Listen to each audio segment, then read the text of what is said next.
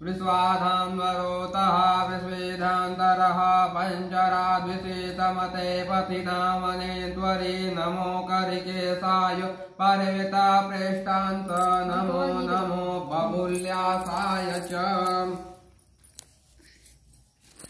नमो नमो बाहुश्यामस्मितान्वन्ते नमो नमो भुवस्य जय जगतन्मते नमो नमो रुद्रायाततायिन क्षेत्रेणामतये नमो नमः यस्मितं सहस्रावान् शिवहिमानो नमो रोहिताय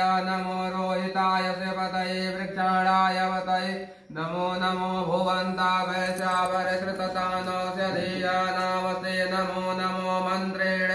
वाणिजाय क्षाणय पतये नमो नमः औचते घोरासावृतं यदीयवात्विना तन्मेव